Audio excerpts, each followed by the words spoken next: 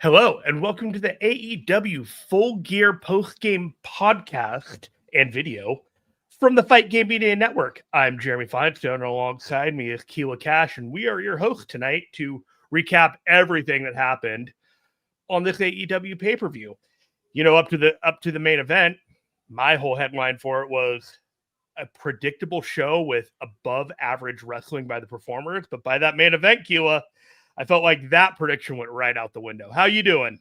I'm hanging in there. You are right. It was just a show until it was something else during the last half an hour because I did not expect that at the very end of this show. So here we are. We have a new champion out of nowhere again to wrap up a show in 2025.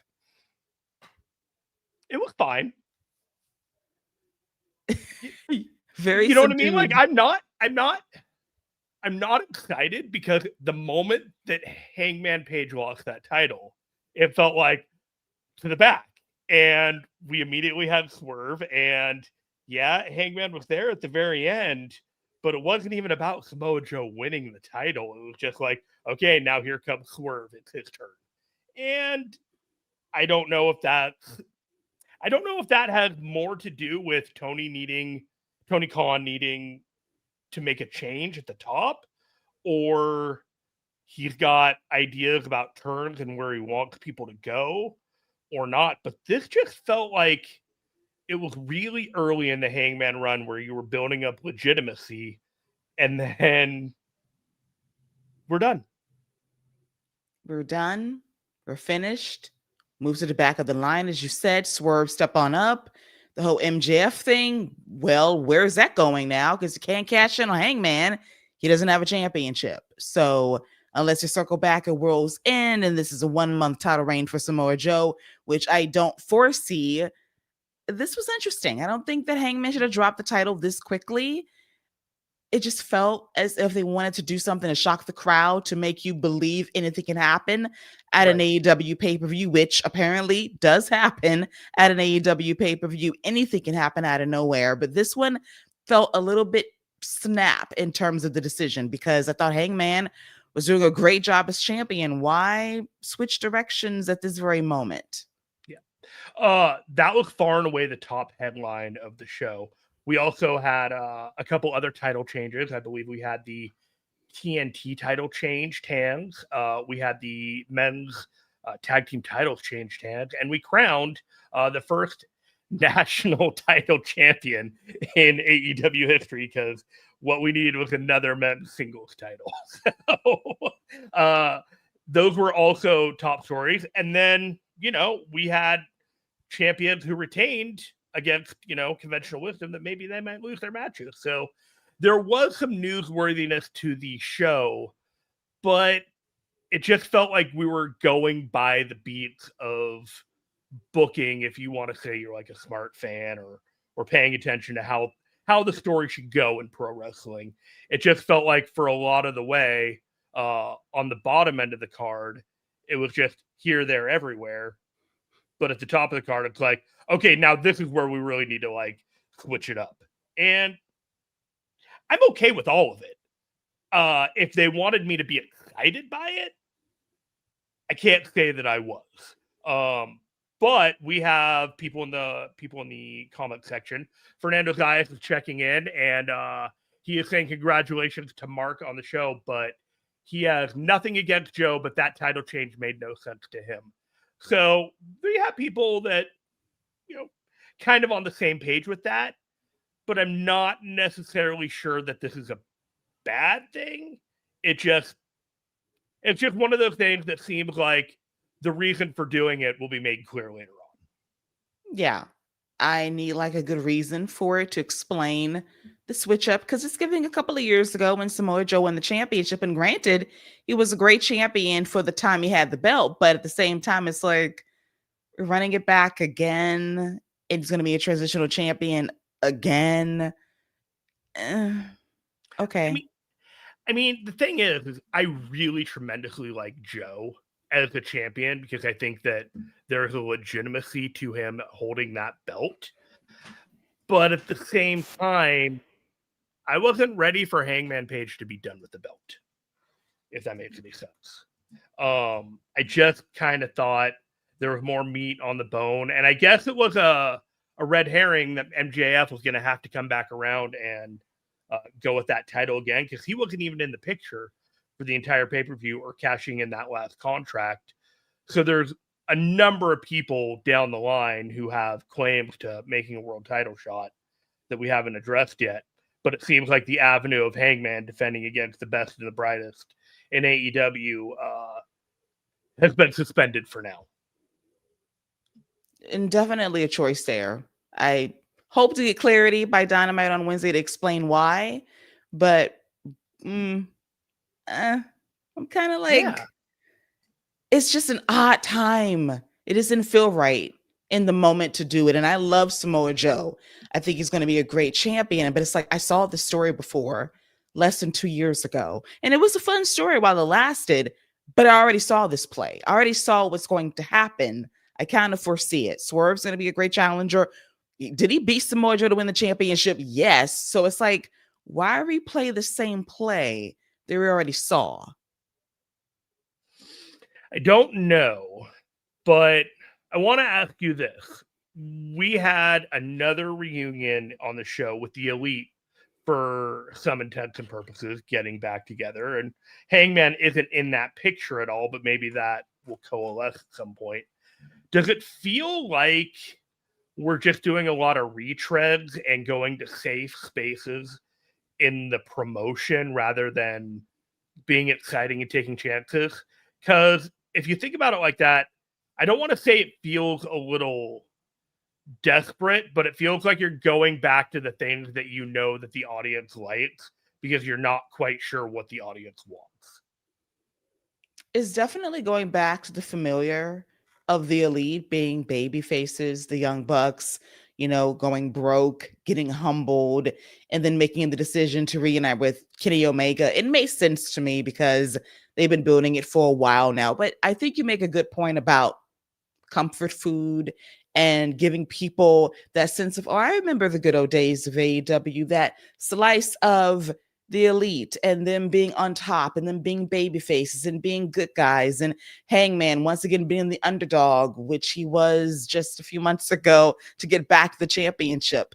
And I do wonder whether or not AEW can take more risks by getting other people over, because it's been a lot of done this, done that, and it feels like they're reheating a lot of feuds from 3 or 4 years ago heading into next year. Mm-hmm. I kind of see the tea leaves there, but I think also about the fact that we need to be also elevating other people that have been stagnant for 4 or more years in this promotion that deserves that rub and shine, versus people who've already been there, done that, been established, had a run.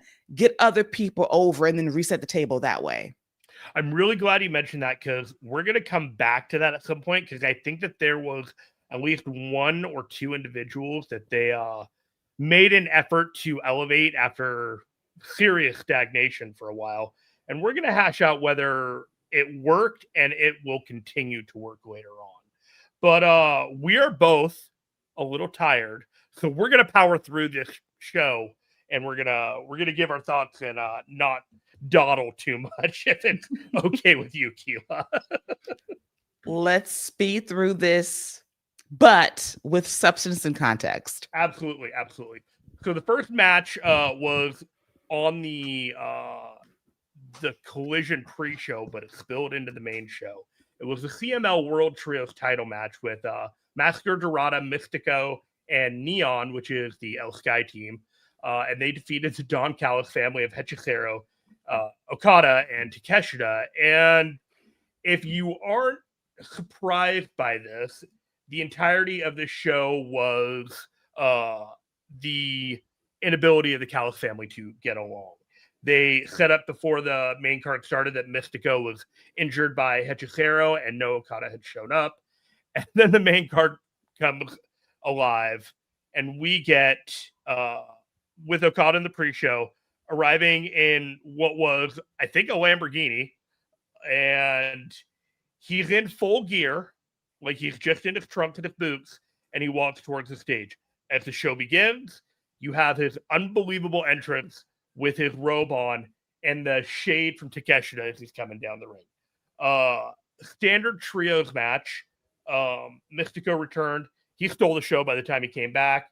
Neon took advantage of Okada being a dick, and Mystico got the win on Hechicero with La Mystica after revenge for Hechicero taking him apart.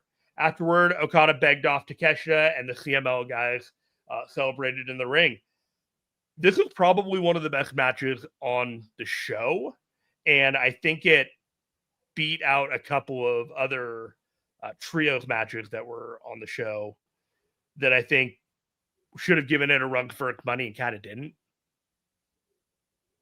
Yeah, I agree. I thought it was like one of the better, like, let's bleed the pre-show into the main show matches they've done. They're doing the new strategy of, if you want to see the rest of this match, buy the pay-per-view if you haven't already done so. Very sound strategy there. But as I predicted with Sam and Mel and Power Bomb shows earlier the day, Hechicero's sole purpose was to eat the pin for his team, and he did. So yes. I was happy with that prediction coming to pass. And Okada, as I said earlier too on their show, a slime, just slime in the best possible way, being fashionably late for his match. At least he was in full gear to match the name of Full Gear. You're out there in your full gear late as you possibly can be and trying to be a team player, but you weren't. So I do love this slow burn tension between Okada and Takeshita. You know it's going to blow up eventually, and I'm here for it.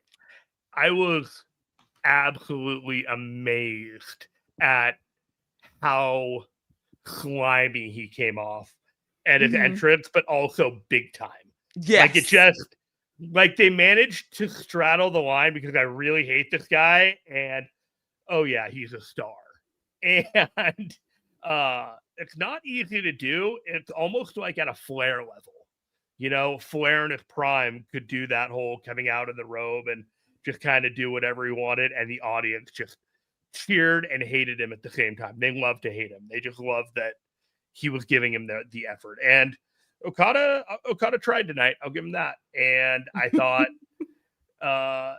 since he nearly killed Dorada a few nights ago, I'm just glad that he was on his game tonight.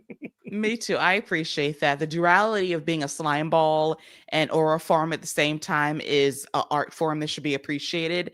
But I'm going to make a wild comparison. I love the fact that Okada is in his Mariah Carey era. I'm doing the bare minimum unless I have to do more. That's who I am right now. A diva, as he should be. He should be the diva of all divas. I will work when I want to. I will get up when I want to. And if I want to put on a 5-star banger, I'll do it when I want to. The thing about this match that really made me happy is I watched the Big Boom AJ match beforehand, and frankly, I had no context to what was going on with the Boom and Doom and everything going on, but it all worked. It was fun.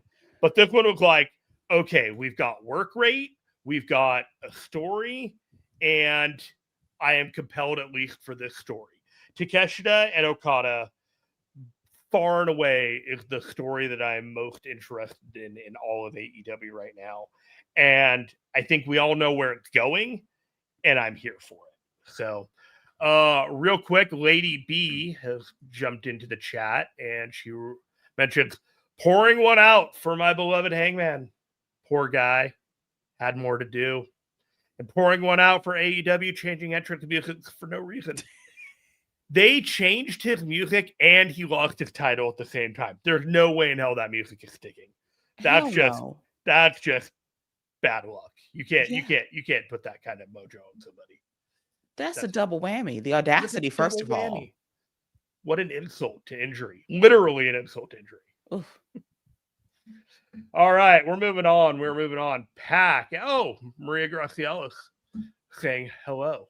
Hi, Thank Maria. you for stepping on in. We got the regulars checking in on the show, and I appreciate you all making time for us as we are awake way past our bedtimes. Pac defeated Darby Allin in just under 17 minutes. So the match begins, and Pac is sitting in a chair outside in the audience, and I gotta tell you, Keila, I sat there and I wondered, How long was he sitting in that chair? Did he watch the first match from there? just silently raging, or did he just decide he was going to pull up a chair and wait for the cameras to come to him, and that's what he's going to do? These were the things I was thinking about during when this match started. But thankfully, this was a really good match that stayed a legitimate wrestling match. And given the state of what the matches were later on, I understand early on why it was more of a legitimate grappling match than anything else. Basically, Darby got his ass kicked without weapons for the majority of this match. He was necked on the ropes and thrown like a lawn dart multiple times. He made a comeback using the ring apron and later a drop kick from the top rope while Pac was on a chair. Pac went for the Black Arrow, got caught in the Scorpion Death Rock, and Darby was felled by the bat that was placed by Yuta in a distraction so that Pac could get the win. We're continuing with Death Riders and Darby, clearly. I can't say that I'm excited for that direction, but this was the best Darby match that I have seen in God knows how long, because I felt like he was wrestling a match rather than doing a stunt show. That is a perfect encapsulation of the review, and that he wrestled a straight match, did not do anything extra, because I do miss the Darby of old that wrestled, that had like the skill set to be a wrestler, which we know he has, versus being a stunt devil that can do crazy shit, which is incredible. But getting down to basics on a card that just requires you to wrestle, it was refreshing to see, because as you said, the rest of this show, it devolved into Blood and Guts Part 2 on the pay-per-view. So it's best to kind of stay subdued, stay in your lane of being a wrestler, and then lose. My only downside is this feud must continue with the Death Riders. And as I said earlier too, he's one of these guys who's been in this company for 5 or more years since day one, and he hasn't really moved up to that next level. Teased it a bit a few years ago in that Fatal 4-Way Pillars match at Double or Nothing, but since that time has not been a real contender for the AEW World Championship. When will Darby Allin be, I don't know, a main event player? I feel like high schools collect less blood on a blood drive than the plasma that they collected on the mat here at this show tonight. There was so much blood. And the fact that this had no blood is frankly astounding to me. Because you look down and say, 4 of these matches had no blood. Pick them out. 90% of the people would pick the Pac and Darby Allin matches to having blood. Blood free. Good for them. Kudos. Hey, the booking works in this case. Wild.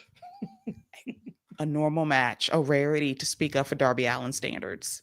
Restraint among the agents. I can never believe it happened. All right, moving on. We got the 4-way tag team match in the women's division. The winners of this match get to name the stipulation in their upcoming match.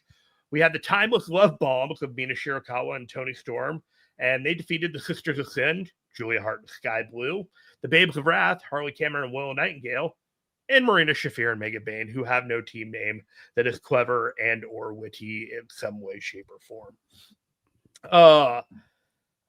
I don't have much to say about this match other than the babyfaces got along and the heels didn't. Tony was held out for the majority of the match, and everyone kind of got to do their stuff, but it wasn't anything special.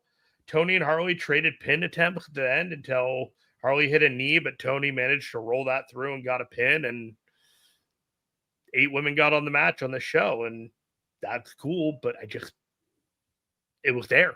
They all worked really, really hard, but this should have been a tag team title match. I said that as well. My famous saying, when there's not much to say, it's a match that existed in a bubble in time, and it happened. I did predict that Tony and Mina were going to win this match, because after what happened in Blood and Guts, you got to get revenge on Marina and Megan for what they did to Mina. So you set the step. It's going to be some crazy match that I'm here for. The finish makes sense to me in terms of the baby faces winning, in terms of Tony and Mina. But as you said, this could have been for the championship on this card. But as I said on Power Bomb shows earlier today as well, they're saving this for Winter is Coming. for television in a few weeks' time on Dynamite, which will probably be a 3-hour show. I wanted to make sure that if they were going to do the tag team title for the women, the inaugural ones, that they were going to do it at the same level of show that they did for the men. Mm-hmm. And to their credit, the men's tag team champions were first crowned on an AEW Dynamite.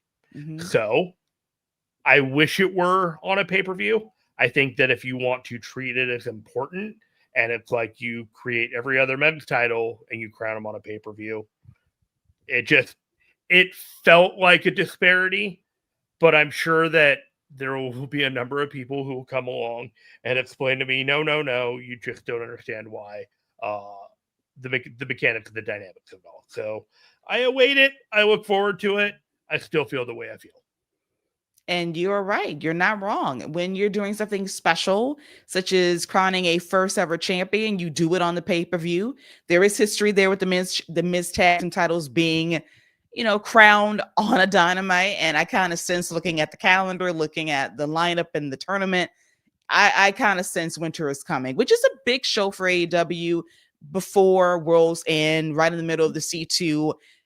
Will they have the main event? Winter is coming. I doubt it.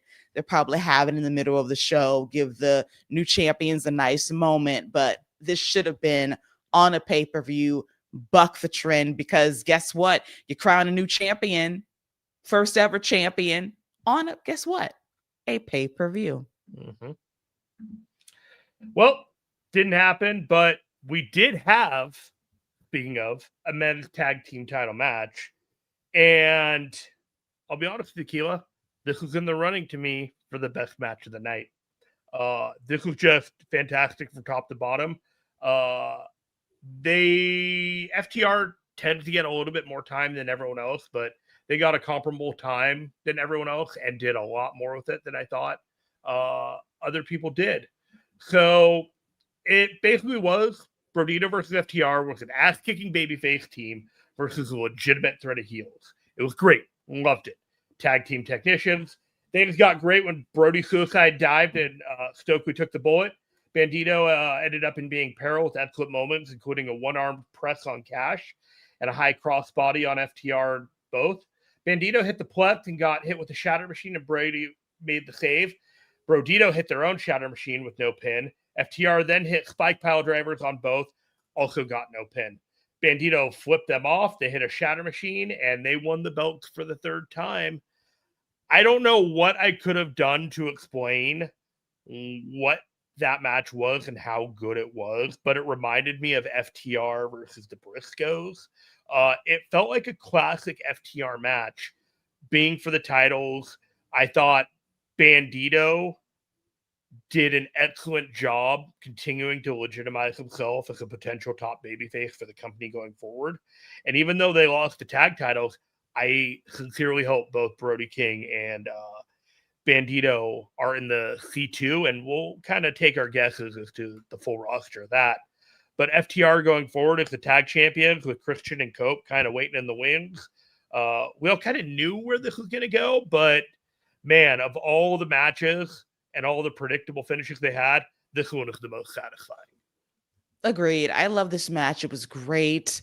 This was peak crowd heat too. I think after this match, the crowd kind of peter-pattered out for the rest of the night. The action was great. FTR, they are my tag team of the year. They are simply the best at what they do, and they display that once again here against Brodito. I'm going to miss them as tag team champions.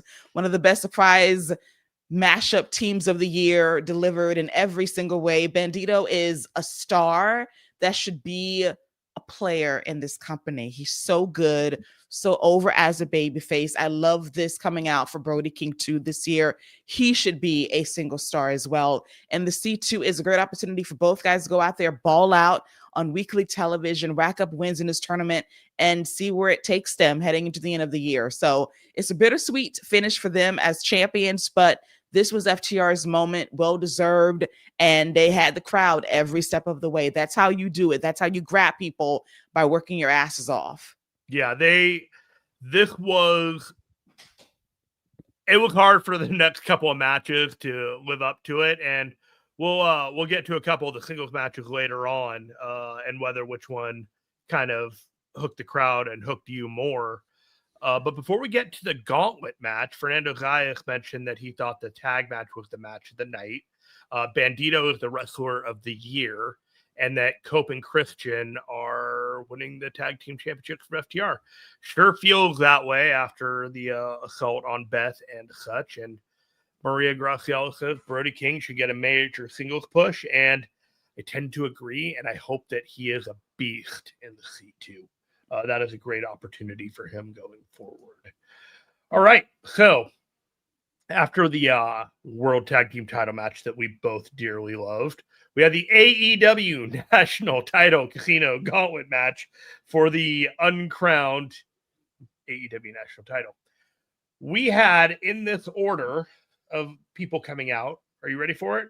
Bobby Lashley, Shelton Benjamin, Ricochet after 30 seconds, Claudio, who managed to hit the sweetest Swiss uppercut from the outside when Ricochet went for a dive, he came out. Daniel Garcia was next, followed by Orange Cassidy and Wheeler Yuta. A little bit of comedy here with Ricochet thinking he was a Death Rider when they were all beating up Orange Cassidy. And Kevin Knight came out and he did his fantastic work in a Rambo-style setting. Roddy Strong came out to almost no reaction whatsoever. Then, poor guy, poor man, Mark Davis came out to an Arctic chill from the crowd, desperately trying to get over. And I think he got a little bit of love by some point in the match, but oh God, he is just behind the 8 ball while his Aussie Open partner, Kyle Fletcher, is absolutely thriving. After that, Speedball came out. He and Knight went after each other a little bit, and that was getting the crowd a little bit excited just to see these partners, and something they'll probably tease at some point moving on. Matt Menard came out after that, and he was the last guy to come out. He disposed of Daniel Garcia, and then Hurt Syndicate recovered. Ricochet and Speedball, among others, get murdered. The big old schmalls. Ricochet then managed to hit a spirit gun on Kevin Knight and won. It was every casino gauntlet match you've seen without exceptional star power like Will Ospreay just carrying the match all the way through. There were only a few people that you would think were going to win this match, and one of those few people did indeed win this match. And honestly, it was fine. I don't understand why we have this title. We're going to find out why we have this title. It's probably going to get traded between whatever Ricochet's group is called and the Hurt Syndicate. So it's fine. It's whatever. I'm not really sure if I care, but the match was fun. It was fine. But it was also indicative of kind of the predictable booking that we were talking about on the undercard. Yeah, I also question the existence of this championship. I've been trying to care really hard about a new championship in AEW. Even when I saw the championship belt, it's a pretty belt. I don't care because we have enough. It's basically the international championship we already have. And we already had the greatest champion of that belt, which was Orange Cassidy, defending that title consistently for a very long time. I would have picked him to win this match. Happy for Ricochet, plays to his rivalry with the Hurt Syndicate. I get it, but he just won a title that will be 8th on the pecking order on AEW television moving forward. It is what it is. It's a championship that exists. He's going to defend it in different promotions. Good for you. I just cannot find a reason to care about another championship because we have enough. We have so many championships. I'm supposed to get up for this belt that is basically the international title. Somebody did the count. We have 9 titles in AEW, says Fernando Zayas. So 8th on the pecking order is right on the money. 8th on the pecking order. It is a useless title. Why do we have it, Tony? Answer me that question. Why does this belt exist? I mean, it feels like it's going to bounce around in a couple of different promotions for a little while, so I guess I understand why Ricochet has it. But Somebody's got to do it. I was so tired. It's like these shows, I know it's a matter of getting your money's worth, but there's a point where 4.5 hours is just like, you don't need to. Like, you just get in and get out. 3.5 hours, that's the sweet spot. That is the money spot. And if you need to, like, go hog wild in a couple of these matches for people to feel like they get it, I understand. A couple of these matches could have gotten cut. We could have gone without 23 minutes of a Casino Gauntlet match. That could have been on a Dynamite. That could have made me feel like the value of that title and its importance. But we did a 4.5 hour show, and there were some things that definitely could have not been on the show in general. That's just my advocacy. I'm sorry if that hurts any feelings, but I'm tired. Didn't hurt mine either. And in fact, this Gauntlet match didn't have any meaningful surprises that hurt the match too. People were like hoping that certain people came back. Did not happen. My condolences to Mark Davis and no pop. My God, I mean, that was sad to hear crickets for his entrance. Rough. I mean, that was rough. Great guy. Matt Menard got more of a reaction than he did. Jesus. And that says a lot. It does. Matt Menard was not an active wrestler for the majority of the last 2 years. No, and he's got a bigger reaction than Mark Davis, who's a part of the biggest heel faction in this company, and he got no pop. All right, last thing I'm going to do about this match. Removing the obvious candidates of who could have won this match. If there was an outside dark horse candidate of the people that were in this match, who would it have been for you to win this title?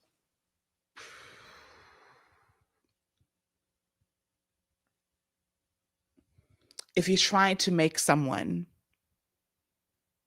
Kevin Knight, if you're trying to make somebody. I agree with Kevin Knight. I think it would have worked with Speedball as well. Yeah, I was thinking of him as well. It was a tie between those two. But I feel like if you're trying to make someone and trying to make this title mean a little something, then you give it to someone that can give it a little polish. And that would have been Kevin Knight. Okay. I'm with you on that. I think Kevin Knight, if they really wanted to surprise people, him winning the title would have been a fantastic moment and would have made me care about the title as he's desperately trying to retain it against all these challengers. That would be fun. Yeah. We got two matches next that feel like two sides of the same coin, but we're going to handle them one by one. The first is the no holds barred match in which Kyle O'Reilly defeated Jon Moxley. This was a really good match with, some would say, an unexpected finish, and it was a no holds barred match in which Jon Moxley and Kyle O'Reilly in a no holds barred match had no chance of keeping the crowd unless they started the blood early. And oh my God, did they start this blood early. The blood flowed. Mox did everything in power to get Kyle O'Reilly over. He used a fork very early on to stab Kyle in the head and the hand all over the place, and Kyle used the fork back. It was basically the one prop in the entire match. Apparently, since no holds were barred, you can't bar someone from putting him in a hold and then using a fork afterwards. I get the logic, but they didn't really spell that out all that much. Kyle brought out a chain, but Mox ended up using it to choke him. Kyle stabbed Moxley's hand. Moxley stabbed Kyle into the chains. Moxley then Pillmanized Kyle's left arm. Kyle then got Mox to tap to a chain-wrapped ankle lock in a complete bloodbath. This was a really good match, but I was very desensitized by the whole thing. And I was more wrapped up, and I think this is a fault of my own rather than a legit criticism, but I was more wrapped up based off of the history of AEW's follow-ups of what is next for Kyle O'Reilly. Is he in the C2? Is he going to go on a run there? Is he going to get a shot at a legitimate title? Or is he just going to be a guy that every time he goes in the ring in a good opportunity, he has a couple of spots and, he's put in positions to succeed but not be taken seriously. That was the part I was worried about, but I was reminded by a few people that like this was the payoff to the ankle locking and the tap out at Blood and Guts and so on and so forth. My only thought is this was all part of the rebuild because of so much work needs to go in to rehabilitate this guy. It's not just Blood and Guts that needed to get over and the building up. It's like he needs to stack win after win after win after win. There's a guy in New Japan. His name is Callum Newman, and he's now the de facto leader of kind of a dead on arrival faction called United Empire. And they're trying to build him up as a legitimate threat. But unless he wins matches and 4 or 5 or 6 months down the line, they built him up where both the TV and the live audience believe that this guy is viable as a threat and at a top level, at least to hold some type of reasonable title, it's not going to work. And that's my fear with Kyle O'Reilly. He's clearly got the goods. He's clearly one of the best wrestlers on the roster. But the ability for the audience to connect with him in such a fundamental way has been lacking up till now. And I'm just not sure if pouring buckets of blood is enough for the audience to connect. Ooh, I agree with you. And that when is too much to get someone over? Going back, let's go back to the Pac and Darby match earlier that did not rely on blood. It was a straight up wrestling match. Sometimes, even though you can kind of predict how the crowd is going to go, sometimes you got to get back to basics and not rely on the blood and gore of everything because it's not going to always get you over. That is a fact of life. It is the work rate is what you do after that moment that counts. Because as you said, you have this built in your head. Yes, he won this match. What's next for Kyle? Are they going to push him? Is he going to be a difference maker for a championship in AEW? Will he be taken seriously? These are all good questions because we've seen guys get to a certain point and then they don't get to that next level and they stagnate and they are stationary and they don't move. So your concerns are valid. This match was very good in the bubble. Crowd was really into it. They were singing Seth's song when Mox did a stomp. Like, oh dear, this isn't great. There's a little bit of a disconnect there. Like the effort was there. I can see Mox doing everything in his power to get a guy over, but there's an over reliance on color and blood to get to that point, to sell it. You can't do that. I think it's a crutch at this point.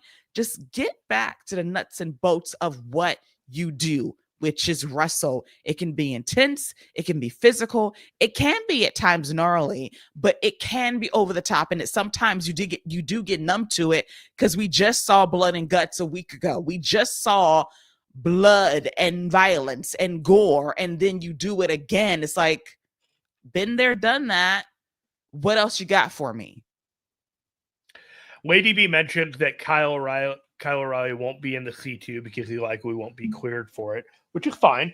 I can totally understand that. He lost pints of blood that other people generously donated in the ring for him to collect later on. So that's real team effort among the AEW men's roster. I'm optimistic about this.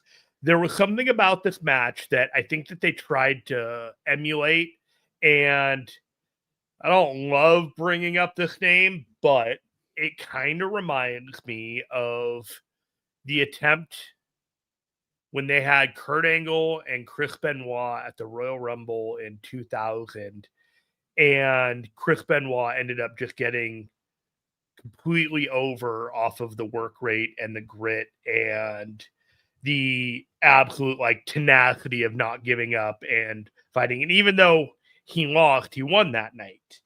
And there's a part of me that felt like Kyle O'Reilly was trying to channel that same kind of rabid Wolverine energy where he just wasn't going to quit and he has that grit. And if that's the case, we can expect, in a year and a half that he wins the title. And I'm really happy about that.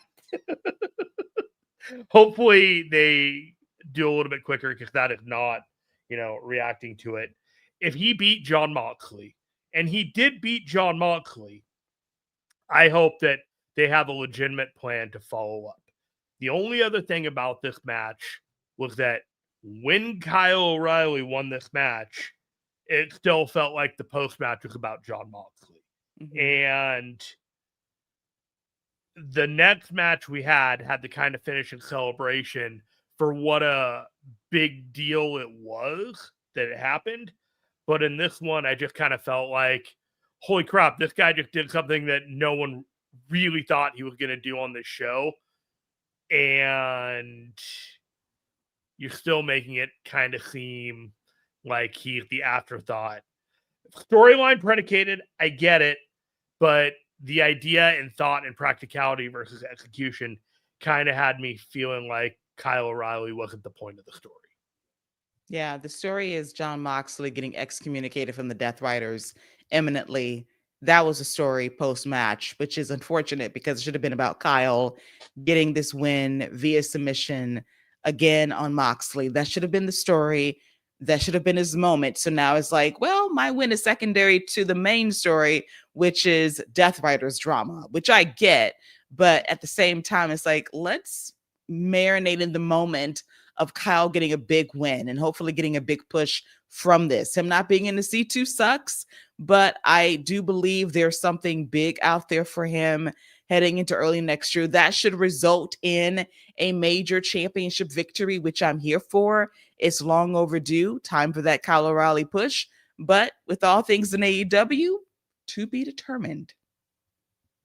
I hope it's not to be determined for too long, but it is shaking the magic 8-ball, and the future is cloudy. Moving on to the AEW TNT title no disqualification match. Mark Briscoe defeated Kyle Fletcher in just under 25 minutes. Man, this match really did it for me in a way that the match before didn't. And I know that a lot of people liked the Moxley and O'Reilly match more. So, you can go back and forth with which one you like more. I just felt like this was a much more complete wrestling match with an outcome that I felt kind of was up in question because of the stipulations. Briscoe would have to join the Calix family, which there is plenty of meat on that bone if Briscoe would join the Calix family, if in return that Fletcher put up the title. So the Orton transformation of Kyle Fletcher is now complete with the thumbtack matches that he has. He looks and carries himself in such a way that 2008 to 2013, Randy Orton would say, hey, I know that guy. And very familiar, very familiar, very familiar. We had tacks, we had tables, and we had chairs on my. Kyle hit a thrust kick on Kyle hit a thrust kick on Briscoe, who had a mouthful of tacks, which was absolutely disgusting in one of those spots of the night. Mark pulled out 2 tables at one point, one with barbed wire and he also pulled out a ladder. He did a froggy bow on the table on Kyle. Then Mark pulled the barbed wire table into the ring. Kyle hit him with the screwdriver. And then in the most frightening moment of the entire match, maybe the entire show, with the bloodbath that it was, these 2 crazy idiots put the screwdriver face up, and on their sweaty bodies decided to fight above it. And at one point, Kyle Fletcher slipped, and I swear he almost impaled his arm on the screwdriver. And I was just like, you guys, no. And they immediately pulled that screwdriver out right afterwards and realized, it's not a great idea. But after they got the screwdriver out of the exposed position, Fletcher hit a brain buster and got no 3 count. They went ahead and they fought on the corner. And then Mark hit a BT bomb and then the J Driller for the win. I was not expecting him to hit this J Driller. I was not expecting him to win this match. When he did, I don't even want to say the word is pleasantly surprised. I was really happy to see that finish in this match.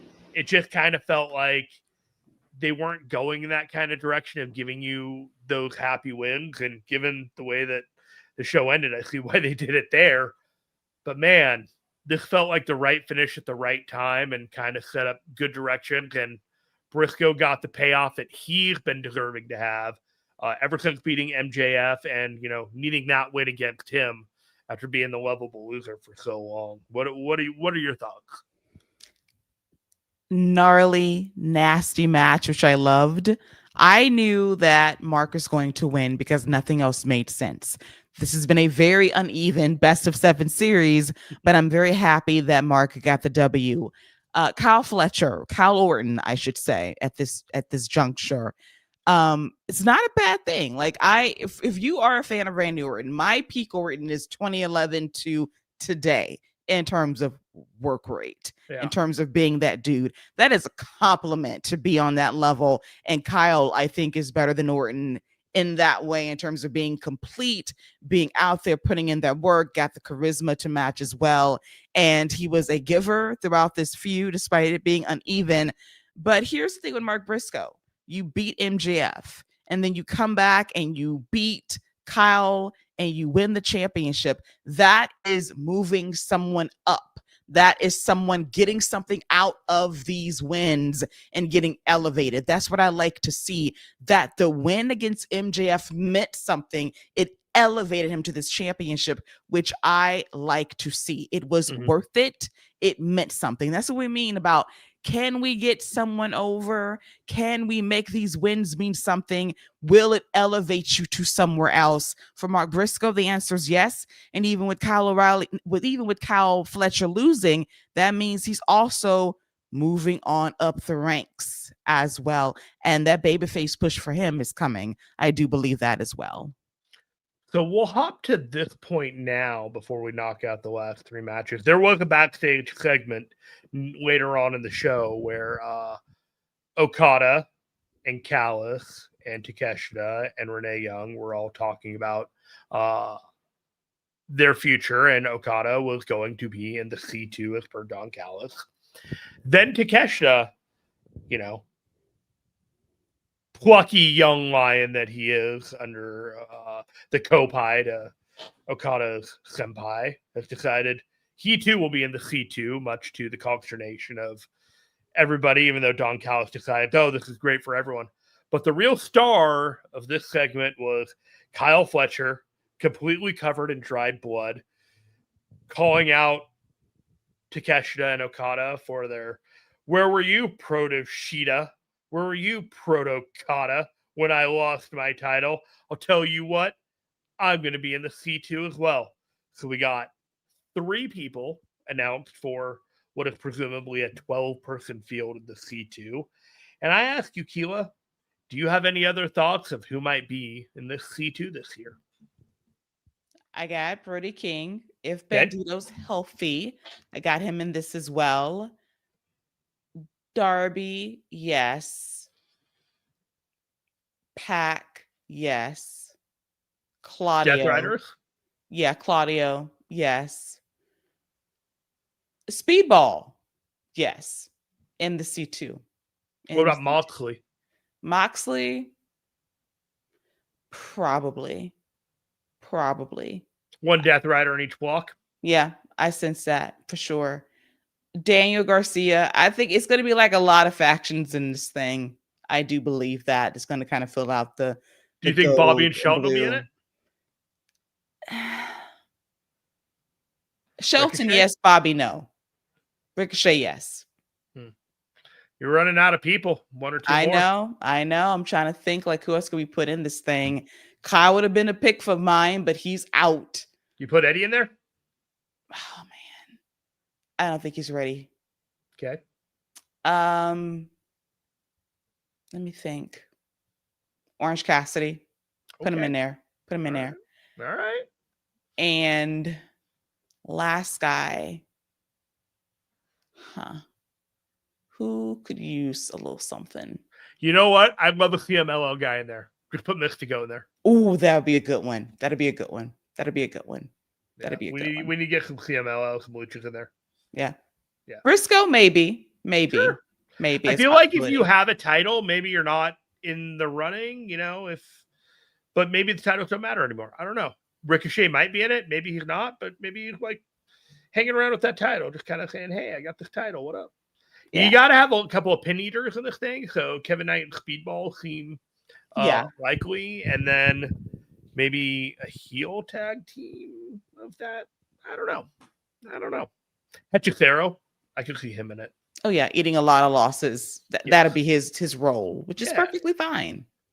12 people here or there. It should be fine. All right. So, bearing the lead here, we're moving on to the next match, which was the $1 million six-man tag team match. Keila, I don't know how to tell you this. This match was completely unremarkable given the people that were in it. Whew. And that's rough.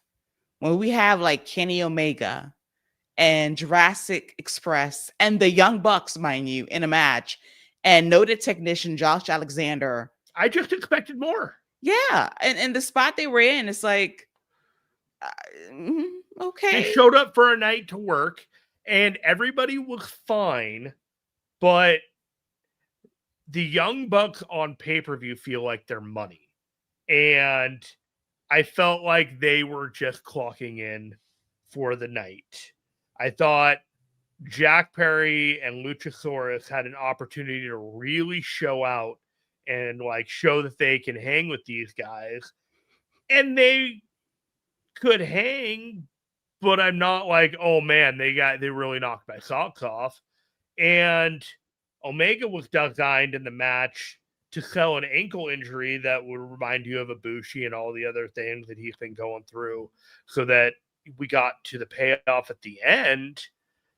But for the most part, I kind of, before the match even started, I mentioned the Discord, I kind of think that CMLL Trios match is going to get rated higher than this one in the long run. And I don't know why I felt like that, but I did. And I feel like I'm right. If a match could ever be sent as an email, this is the match. Wow. That could have been an email that you can open up at any time. Schedule when you open it up and just you can watch it at any time. That's what it was giving to me. It was giving, we could put this on Dynamite and it would be perfectly acceptable. And it was a perfectly fine match that did not move me at all. And I like everybody in this match, but I felt like the positioning, we're not in the main event. We're not even in the middle of the card. We're like hanging on towards the end. So, like, that's what they was given. They was kind of like going through the motions. You did the match to get to the finish, which was the Young Bucks pinned Jack Perry. And then afterwards, Omega in the ring, selling his ankle. The Callis family then assaults him. And we spend probably about 90 seconds with the Bucks holding their bags of cash, deciding whether they're going to be sellouts with Don Callis or save their friend. Sell out, save their friend. Sell out, save their friend. Sell out, save their friend. Sell out, save their friend. Oh, yeah. Should we sell out or save their friend? It just went on and on and on. Granted, this was a 4.5 hour pay-per-view, but they had to decide for about 5 minutes whether they're going to sell out or save their friend. They decided to save their friend, Keila. We're all shocked, dismayed. Unbelievable choice, given that they've been leading this horse to water to drink for the last 6 weeks, even in the last pay-per-view. It was time, I suppose, to bring them all back together, given that Omega probably doesn't have a whole lot of full-time dates left to fill, and they want to knock this all out.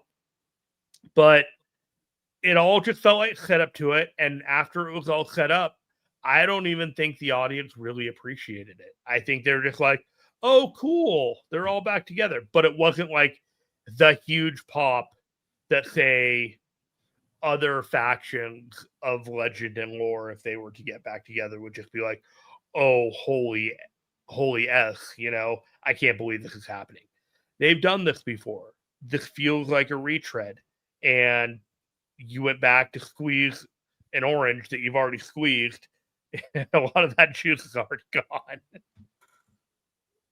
Yeah, because we've seen this play before, kind of like the main event. We've seen this play before. It's nothing new. The reunion is nice, but we have been there, done that before.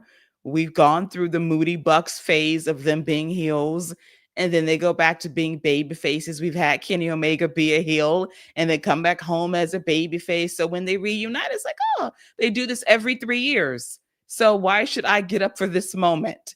That should be a hallmark moment, but I'm not up for it. So it was nice in the moment. The pop was subdued because, as we said, we've seen this play before in another way, in various forms, and they're going to do this over and over and over again. It's like a cycle that repeats itself every 3 to 4 years. You expect this to happen, it will happen. And this too also, and even though it was a nice moment, also could have been an email that you could open up at any time scheduled between now and 8 o'clock tomorrow morning. If you read the recap of it and didn't see it, I'm not sure you'd be anything like, oh, cool, maybe I'll see something like that on social media. Leron Ford mentioned, if you have a title, you shouldn't be in the C2, in my opinion. I'd rather see champions defending their titles instead of competing for another title.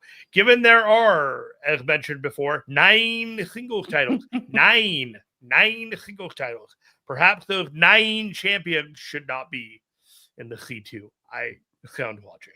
Maybe they could have another tournament for that, where they could do, the National Continental Tournament.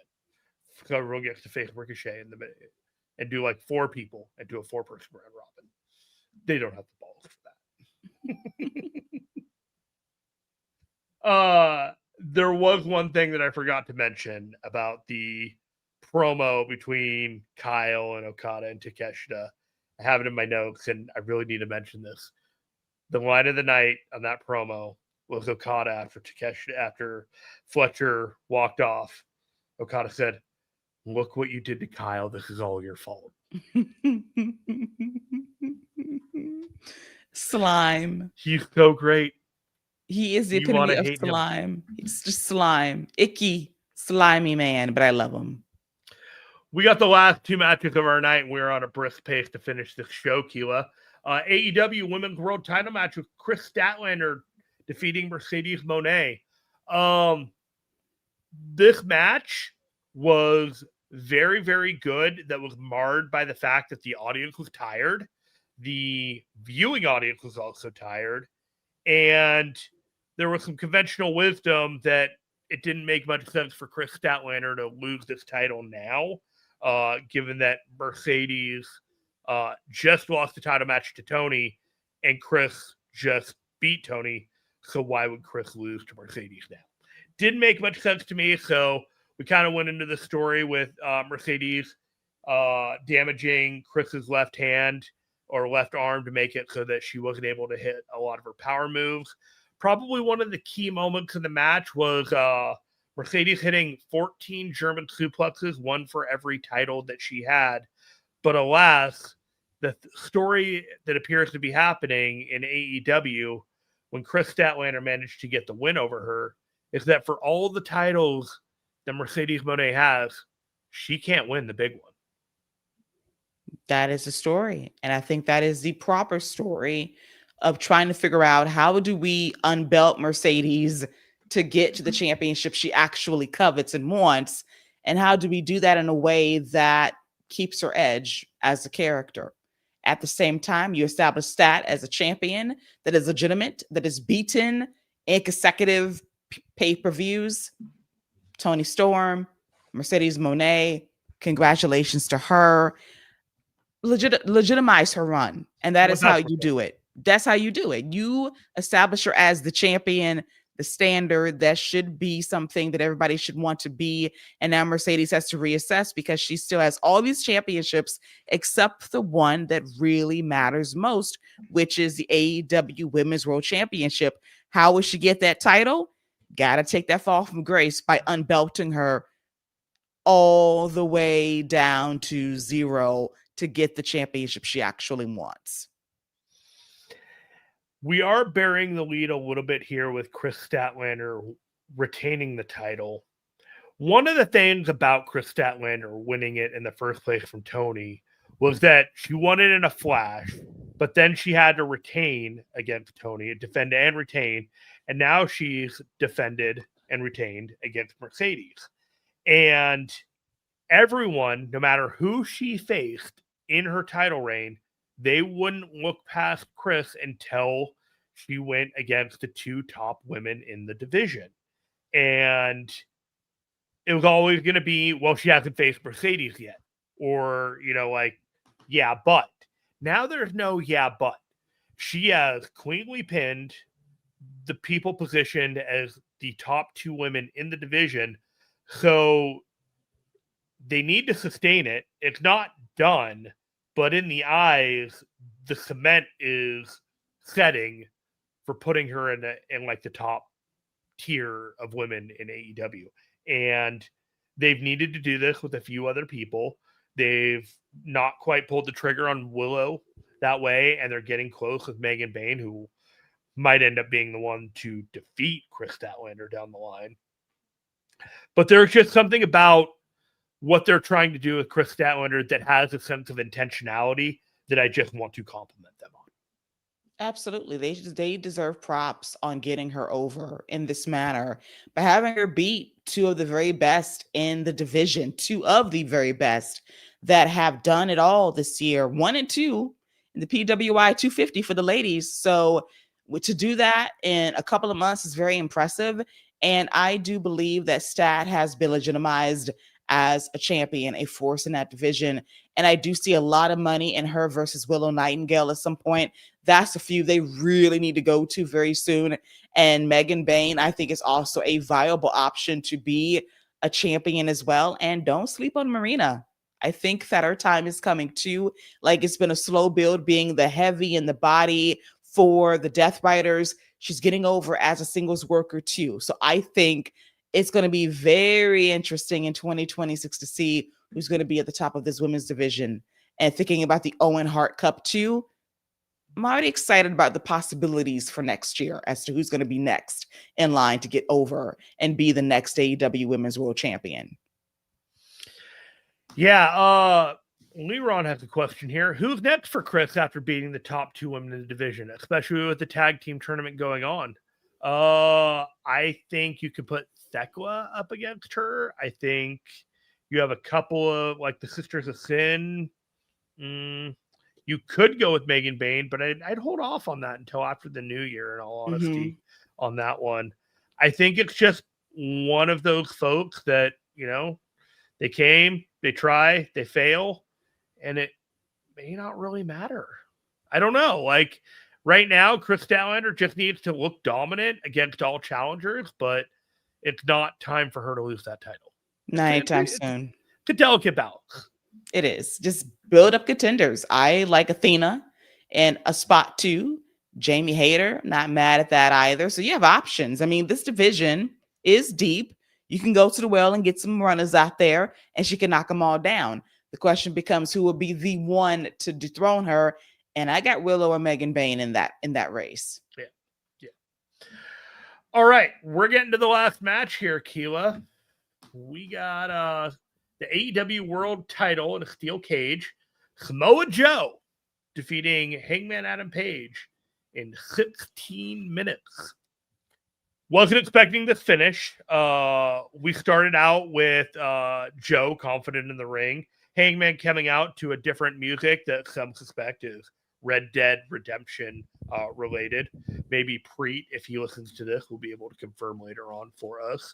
But Hangman comes out, complete House of Fire, proceeds to basically kick Samoa Joe's butt for first few minutes, and then they both get color. Eventually, about 10 minutes in, we get the Ops coming out. Shibata comes out and kind of does a little bit of harassment with the belt. Then we have Will Hobbs, whose butt is not broken, coming out and bringing the belt into the ring so that some more shenanigans can happen.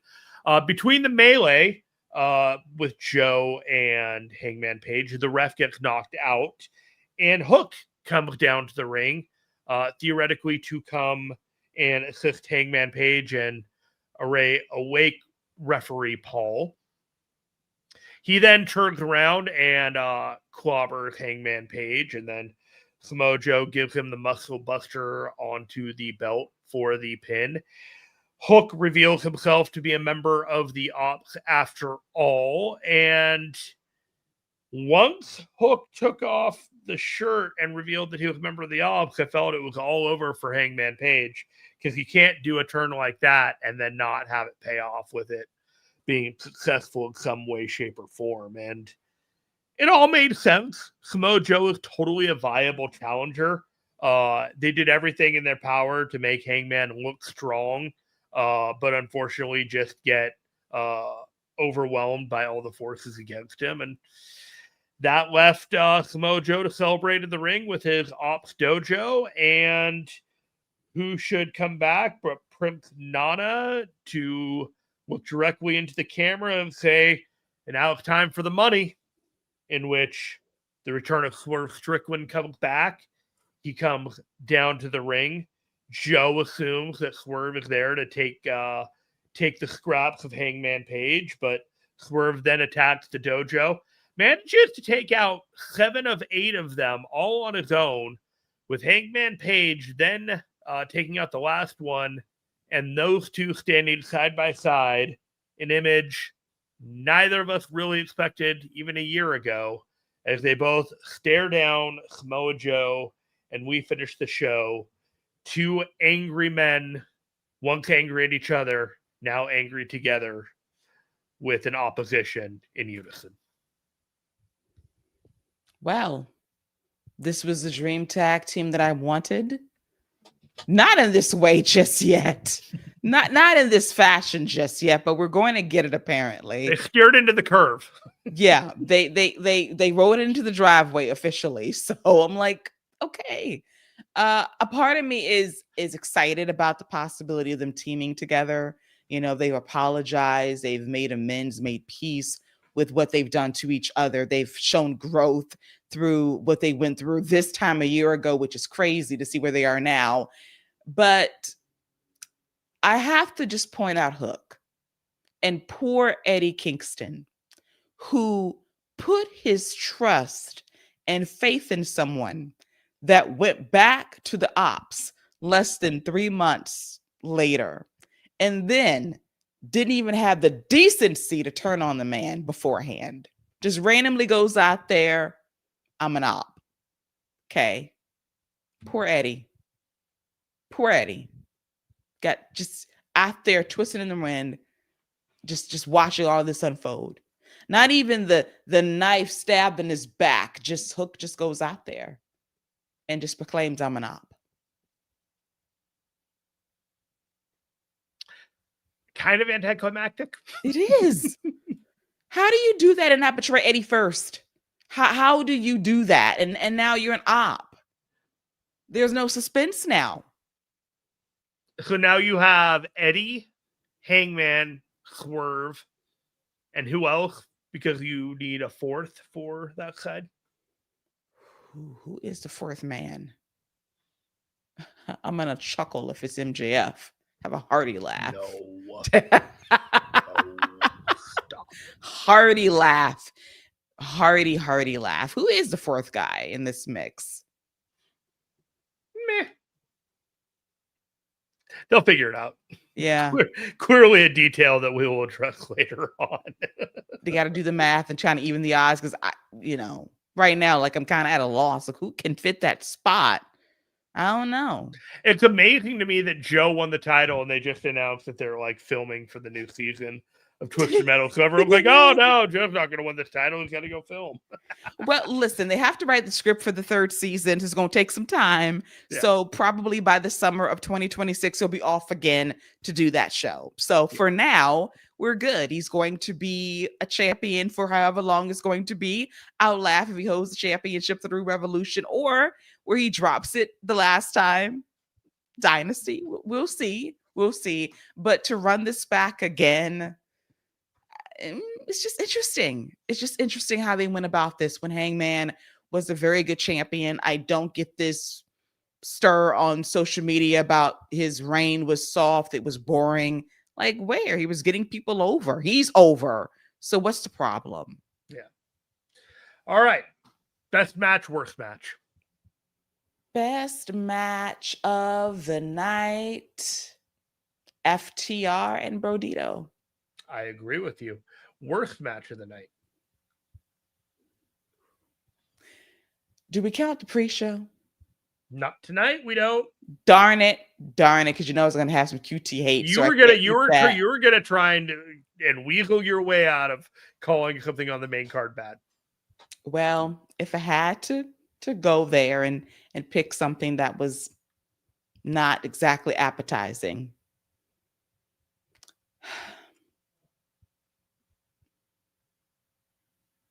Bucks, Alexander, Omega, Jurassic Express. You did it.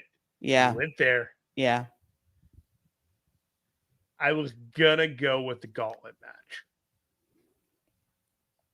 Had good pieces there. I wouldn't say it was the worst match of the night, even though the championship means absolutely nothing to me. The thing is like a lot of these matches were just matches to be had.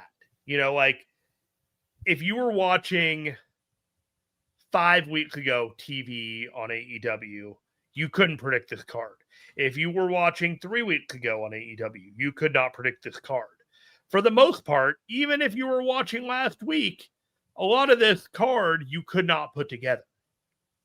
And the TV product and the pay-per-view product don't exist in simpatico with each other.